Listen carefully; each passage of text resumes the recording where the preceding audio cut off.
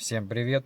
Я знаю, многие из вас ждут какой-либо свежей информации про инцидент с итальянскими дайверами на Мальдивах, поэтому сегодня будет небольшой апдейт по этому направлению.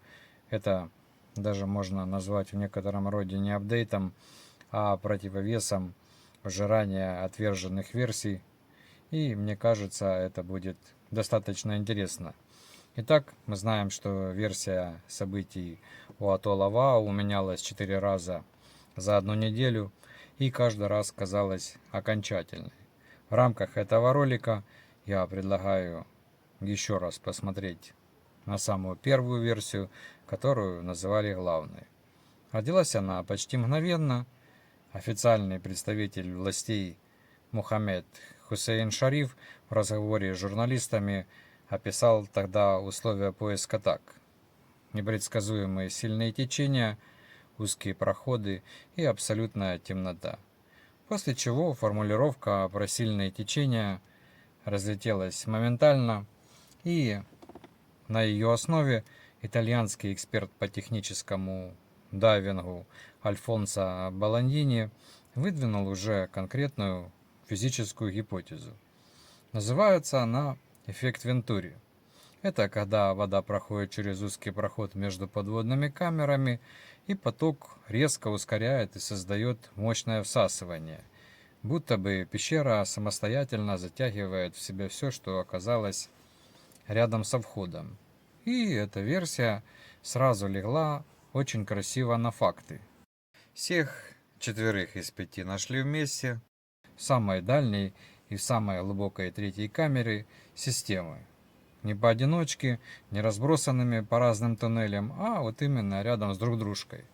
И для стороннего наблюдателя это выглядело именно так, будто бы их всех утащило одним рывком, а не будто бы каждый по отдельности заблудился в темноте. Однако, после того, как к поискам подключилась финская команда спасателей спелеодайверов, работавшая по линии организации DNA Europe, версия с эффектом Вентури стала немножечко, так скажем, трещать по швам. Один из спасателей, его зовут Сами Покаринин, это человек с настоящим авторитетом в этой узкой среде. Так вот, именно Покаринин лично осмотрел место погружения и публично не согласился с версией итальянского эксперта. По его словам, никакого мощного течения там не было, а движение воды оказалось слабым и даже вполне себе предсказуемым. Напомню, что также была еще версия про то, что итальянские дайверы заплыли в пещеру и не заметили этого. Но эта версия тоже была опровергнута. Покаренин рассказал, что сама пещера огромная, а на Мальдивах солнечный свет пробивается на глубину до 100 метров. И получается, что на глубине около 60 метров там все еще светло, а темнота начинается только там, где начинается именно сама пещера. То есть по ошибке заплыть в пещеру и не заметить этого получается невозможно, потому что переход из света в темноту, он абсолютно очевиден. Давайте откроем карту, посмотрим на это все, как говорится, своими глазами. Там, где показаны координаты, это тот самый вход в пещеру под водой. Сразу скажу, что на самом деле тут может быть очень много неточностей, поэтому предлагаю вам также сделать собственную экспертизу, свою, так сказать, оценку показанного мной. И, конечно, обязательно напишите свое мнение об этом в комментариях. На спутниковом снимке видно атолл Вау, и вокруг этой точки везде только вода. В паре километров лежит песчаная отмель, которую местные дайверы называют Августус. А севернее у самого острова отмечен еще один известный дайв-сайт Мияру-Канду. Знаменитый, кстати, обратите внимание, сильным течением и скоплением рифовых акул. Именно ради него сюда едут дайверы со всего мира. Единственный ближайший клочок настоящей суши – это Алимата, курортный остров размером меньше 1 квадратного километра, с характерными очертаниями, напоминающими сердце. Также рядом есть Акулья пещера, которую изначально считали местом происшествия, как вы помните. Вокруг, как мы видим, открытое пустое пространство, ничем не перекрытое, ничем не защищенное от сильного потока. Разве что вот эти песчаные отмели рядом с местом происшествия по обе стороны, и, на мой взгляд, все же между ними могло создаться сильное течение. И вот с этим вот как раз утверждением Покоринин не согласился, сказав, что место открытое, но сила течения здесь оказалась совсем не той, что нужна для версии с засасыванием. В этом месте я и одновременно соглашусь с ним, потому что версия с течением объясняет, почему 4 людей оказались вместе в дальней камере, но она не объясняет, зачем вообще заплывать в темноту, если граница между светом и тьмой видна очень отчетливо. Ну и дальше еще к этому всему можно добавить сам профиль погружения. Ну вы поняли. И также мы знаем, что итальянские дайверы, возможно, перепутали выход. Но все же я хочу отметить, что каналы между атоллами на Мальдивах работают именно как горловины. Это очень-очень важно, несмотря на все заявления. Работают как горловины, через которые огромные массы воды перегоняются из океана в лагуну и обратно.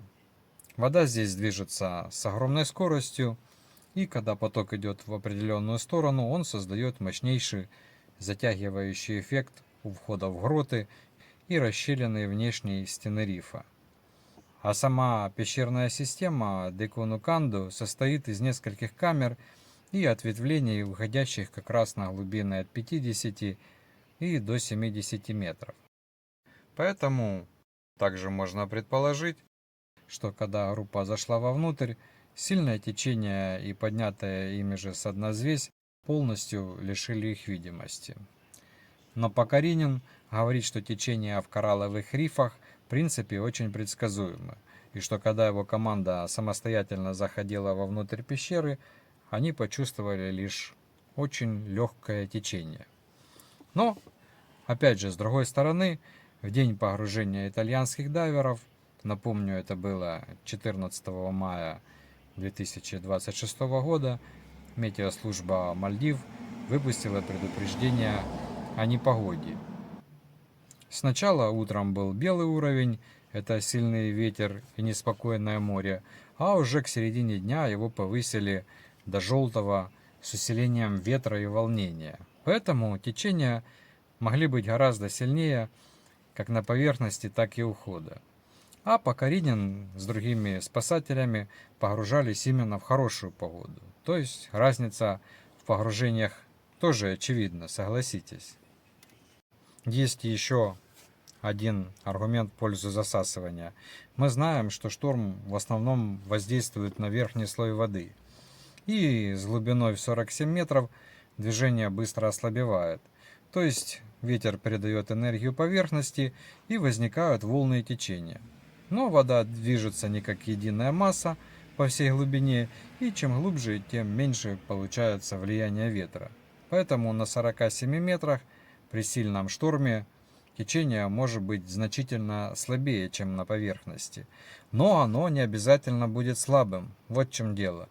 При этом, если есть сильное и устойчивое течение, рельеф дна, узкий пролив или продолжительный шторм, движение даже на 47 метрах очень даже может быть заметным. Но все же именно третья версия, куда менее эффектная, лучше стыкуется, надо признать, с фактами. Внутри системы есть верхний туннель, расположенный прямо над тем, через который заходили итальянские дайверы, и шторм на поверхности к тому моменту уже мог поднять со дна мелкий осадок, хотя, в принципе, как я говорил ранее, дайверы могли поднять его и своими собственными ластами, а видимость пещеры упала почти до нуля. Добавьте сюда азотный наркоз на такой глубине, который смазывает восприятие и провоцирует панику, и получится простая цепочка без всякой мистики. Ил закрыл видимость, свет фонарей отражался от мути, а группа в темноте перепутала один туннель с другим. Напомню также, что окончательного вердикта по-прежнему все еще нет, прокуратура Генуи изъяла у семей телефоны, планшеты и ноутбуки в рамках этого расследования, а электронное оборудование самих дайверов сейчас также проверяют отдельно. И версия с течением тоже официально не закрыта, но она одновременно и не подтверждена никем, кто лично побывал внутри пещеры. Так что вопрос open. И, честно говоря, именно поэтому эта история продолжает быть еще очень сильно актуальной. Если течение действительно было слабым, как утверждает Покоринин, то что тогда заставило 5 опытных дайверов, профессионалов, молча уйти в темноту, из которой назад выхода уже не было? Напишите, что вы думаете об этом в комментариях. Возможно, за крайние пару месяцев у вас есть собственное объяснение произошедшего, которое еще никто не рассказывал. На этом буду заканчивать. До новых выпусков. Всего вам самого доброго и пока.